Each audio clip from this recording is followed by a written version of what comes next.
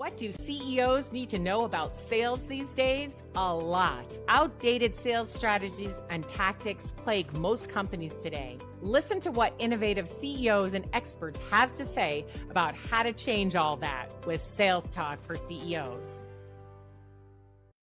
Welcome to Sales Talk for CEOs.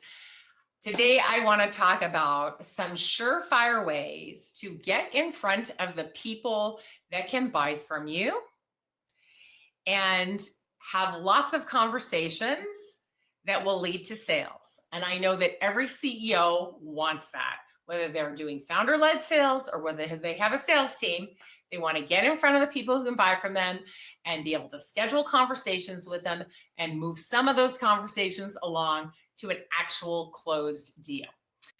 I ran a program the other day that really worked, and I'm going to tell you about it. But first, I just want to run through a couple of things as a reminder that will really help your team increase sales. And as CEO, if you are not sure whether they're doing these things, then go ask and then implore them to do them. Tell them this is what you're going to do and hold them accountable for it. Hold the leaders accountable for getting these things done. So we all want to grow our business. We all want more sales. Obviously, we get that when the customer wins, right? So when we find the people who are most likely to buy from us, guide them through the process and sell them what they actually need, and then onboard them so that they are successful using what we sold them, woohoo, right? Everybody wins. They are going to be loyal and stay with you. They will buy more of whatever it is that you're selling. And they will probably tell other people without you even asking them. However, your team should be asking. So that's really my first way of getting more business and growing, right? It's asking people for introductions, or some people call it referral selling. Now, when I say referral selling, some people think, oh yeah, we get referrals. People refer people to us all the time. I go, oh, how often is all the time? Well, maybe once a month or a couple times a year. I'm like, oh, what if they were referring people to you every day? Because we know the stats on referral selling. When somebody introduces you and gives you credibility and says how great you are, and then you have a conversation with that person and they have a need, the sales cycle shortens, they buy more, and they typically stay longer. So why not do it, right? So keep that in mind. If your team is not doing referral selling, not asking for introductions, start today. All right, so that's one of my best ways to get new business. But there's another way also that I love and is working really well. And like I said, I just did this the other day and I wanted to share with you. A lot of my clients are using this method and doing very well. It's holding events. Now, these events can be online or they can be in person. Both work really well. But the key is you have to have a topic that people really want to talk about, and you have to let them talk about it. So no one wants to go to a webinar where there are talking heads talking, and they just sit and listen. I don't know about you, but as a CEO, I don't have time for that. And I am tired. I'm on video calls all day. Now I got to keep my eyeballs open and listen to some people talk. Now, yes, some people are more engaging than others, so it's easy to pay attention. Some people are not. But if I hear a really interesting topic and there's two, well-known experts, then I'm more likely to tune in and listen. But when they also engage me as an audience member by either asking me for questions in advance, letting me type in the chat, putting up polls, having discussion in the chat, letting people raise their hand and talk, wow, that's the way to go, right? That's even better. And in the case of what I did recently, where it's a roundtable and I hardly talk at all, I just facilitate, and let the others talk and share. People want to do that and they want to stay on the webinar. Now, the same is true in person. How many of you as CEOs have time to sit in an audience and listen to speaker after speaker after speaker? I don't even have the patience for it, right? Doesn't matter how good they are. I don't want my butt in a chair for long periods of time, just sitting there and listening. Just not working, right? So we need to think about events in a whole new way. What kinds of things can we do with the people who we most want to know because they're most likely to buy from us? What kinds of events can we do that will first attract them, then engage them and leave them wanting more so that they want to talk to us and continue the conversation? Not only that, with these events, we can also help them meet each other and network, build their networks out, and find more people to collaborate with. So it's really win, win, win, win. And I love it. So what I did the other day was hold a roundtable. And the topic was, what do CEOs need to know to win in this market? Now, if you listen to my podcast, you know that I ask almost every single guest that question, and I collect those answers. So what I did was I invited all of the CEOs that are my first level connections. So I wanted to get back in touch with them. And I could have sorted it down a little bit more, even to just tech CEOs, because that's who I mostly work with, but I wanted to go a little bit broader.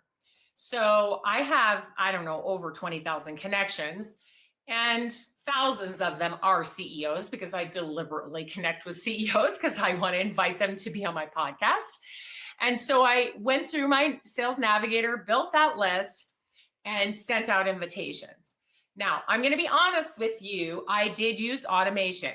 I'm not a huge fan of automation on LinkedIn for a lot of reasons, but one of them is because once I got in LinkedIn jail and it was really hard to get out, and you don't want to get in LinkedIn jail.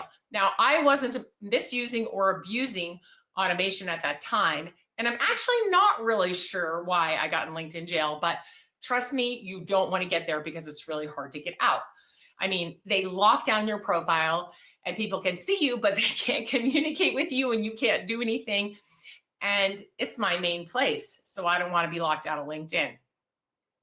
So you can use automation, but be careful and follow all the guidelines set up by LinkedIn. Now, you're already breaking the guidelines if you're using automation. They need to fix that, but okay. But do it in a way that is reasonable and within all of the other guidelines, okay? That means like don't send 1,000 a day. You will definitely get in LinkedIn jail if you're sending too many messages in one day. But I had a couple thousand first connection CEOs that I wanted to invite. I think we invited whatever number it was per day that was reasonable. And we did it over a period of time. And the most remarkable thing happened. People just started conversations with me. Now, I wrote that message myself, and it sounded like it came from me because it did. And it was authentic, and it was an invitation to an event.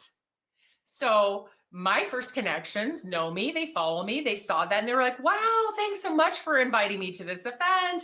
And by the way, what are you up to? Or, oh my gosh, I can't come to the event, but here's what I'm doing. What are you doing? And so I got reconnected with so many of my first connections, which really was just a byproduct of wanting to hold this roundtable that I hadn't even thought of. So I invited them. They responded. Either they could come or they couldn't come, but conversations ensued. Isn't that what every salesperson wants? Conversations with people who can buy from them. Oh my goodness. So yeah, did it take me time? But cold calling takes time too. Sending email takes time too.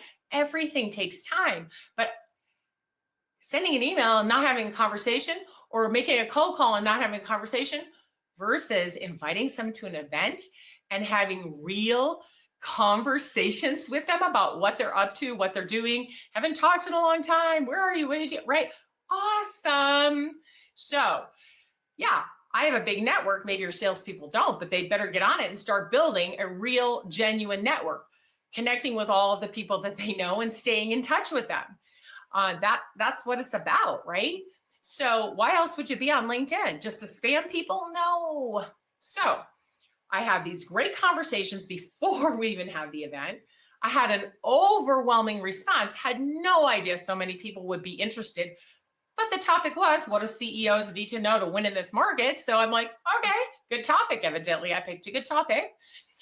People asked me, oh, how can I prepare? What should I do? It was great.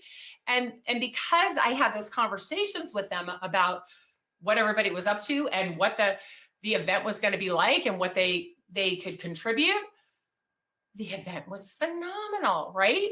So I think, I don't know, we invited a couple thousand people, about 100 RSVP'd, not bad odds. I'm gonna say the total we invited was like 2,000, so 100, not bad odds, and 50 showed up and stayed on the webinar.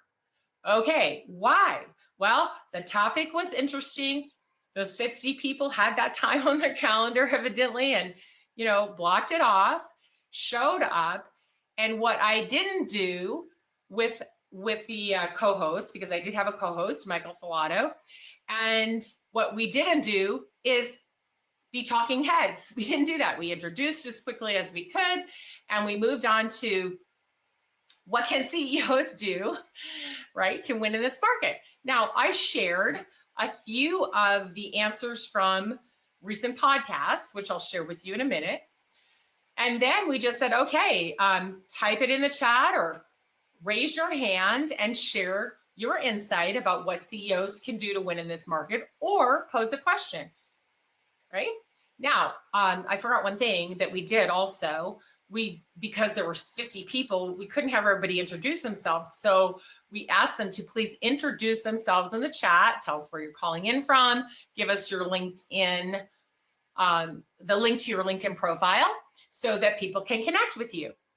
Well, what was amazing was not only the people who raised their hand to share an insight, but the conversations that were going on in the chat.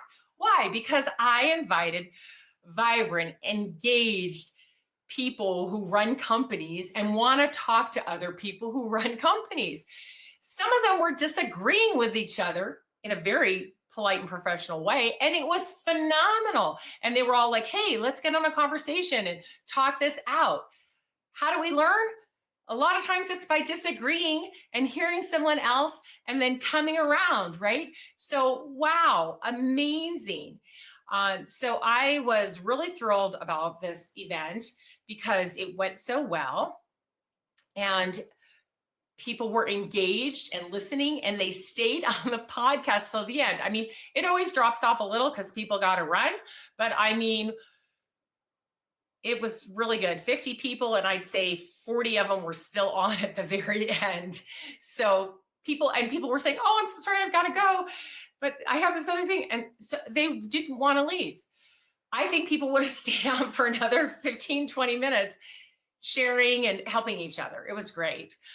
People exchanged information, and I'm sure they're all getting in touch with each other. So this created a community. It created its own marketplace.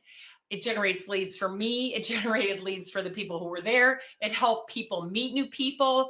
The other people on the event that had podcasts are so excited to meet all these other CEOs who they can invite to their podcasts. So many good things happened. And I just can't express enough that you can do this too. And it was so easy, right? No slide deck. I didn't really have to prepare anything because I know what CEOs need to know to win in this market, but I knew that all of them would know too. So they brought the content. So very little preparation. Yeah, we had to send out invitations. I had to answer everybody and have conversations with them. It took time. It was great. And then we got on and had amazing insights shared and people connected and just lots of great things happening. So I really want you to think about how you could produce something like this with your company. And if you need help, delighted to share everything that I've done. And then I know other people who can actually help you do it if you just want a little extra help. I don't do that, but I know people who will help you do it. And it's especially nice if you're going to run a webinar to have somebody else maybe co-host with you and run the webinar and run all the logistics of the webinar so you can just focus on your audience and moderating. All right, so before we close here, I do want to share some of the insights that we shared and that I have gotten from the CEOs that I talked to, because I think these are really, really helpful. So I interviewed Barb Betts. She's the CEO of Barb Betts and Recollective, and she's a keynote speaker, wonderful woman. When I asked her, what do CEOs need to know to win in this market? She said, relationships before revenue, always. Yeah, right? But are our salespeople doing that? Like, we may know that as CEOs, the relationship is the most important thing. But do our salespeople know that? And are they given the liberty to make sure those relationships are there? Relationships before revenue, always. Love that. And my new friend, David Rosmarin, he's the founder of the Center for Anxiety.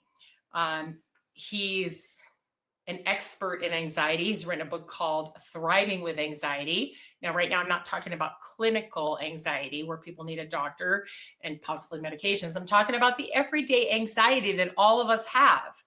We get a little nervous about this. We get anxious before something big is coming up. The regular anxiety that we have. He talks about that. Phenomenal. He was actually on this webinar also. He said, your edge won't come from being more productive. It will come from being more human. Yeah, and I talk about this all the time in selling. People need what you sell, and you need to connect with them at a human level and help them buy it. Yeah, love that.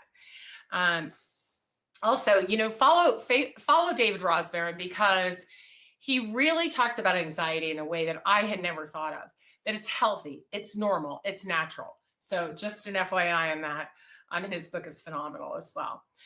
Okay. Another CEO that I talked to, Garrett McGruth, he is the CEO of Directive. His answer was, you can't outsource your GTM strategy. Whoa. Okay, CEOs, think about that. So he says CEOs must stay actively involved, set strategy, and stay close to execution. Get involved in marketing early. Know your total addressable market. That's not just your marketing person's job. Treat channels like LinkedIn and private events as critical growth levers. Write and iterate messaging based on real customer insights, right? Real customer insights. Talk to your customers. CEOs, stay close to your customers. Stay close to them. Know what they're about. Know what they're doing. So important. Samantha McKenna, founder and CEO of Sam Sales Consulting. Love her. Follow her. She is a wealth of knowledge. Her answer to what do CEOs need to know to win in this market was quality over quantity. Get back to basics. Hallelujah, right? Yes. In my previous podcast, we talked about this as well. Quality over quantity. It wins every time. Quality, quality, quality. You don't need thousands or hundreds of thousands of spam emails going out when you can send 10, 20, or maybe 100 really high quality ones and get people to respond. Do you want to send 1,000 and get one response? Or would you like to send 10 and get 8 responses? Think about it. Quality. Yes. Thank you, Samantha. All right. I love this one. Also, Tim Reister, He's the chief strategy officer at Corporate Visions. If you don't know them, follow them. Amazing. Listen to his podcast. It is so eye-opening. He says that CEOs need to know that they should leverage actual buyer feedback to fix the sales experience. So if your sales experience isn't where it should be, if it's not exceptional, if customers are not wowed, okay, that's most of us probably. Get the feedback from the buyers. What great advice, right? Talk to your buyers. Love it. And if you do a roundtable, you can hear from them. So it's an easy way to get that. All right. We'll just do one more. Let's see. So many insights. I'm going to be publishing a lot of these, as well as the insights that all of the CEOs shared from the event that I did. Brandon Lee, founder and CEO of Fist Bumps. He's a person who can help you put on events also. Reputation is the new demand generation. Whoa, right? I've been trying for years to get all the CEOs to please be on LinkedIn. Please show up for yourself, for your company, for your future employees, for your customers.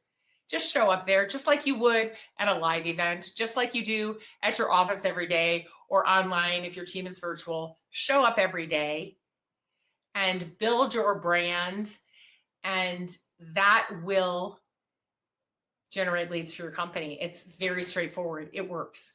So love Brandon Lee. He says CEOs who aren't visible online are not just missing out, they're making it harder for their sales teams to close business and easier for their competitors to win.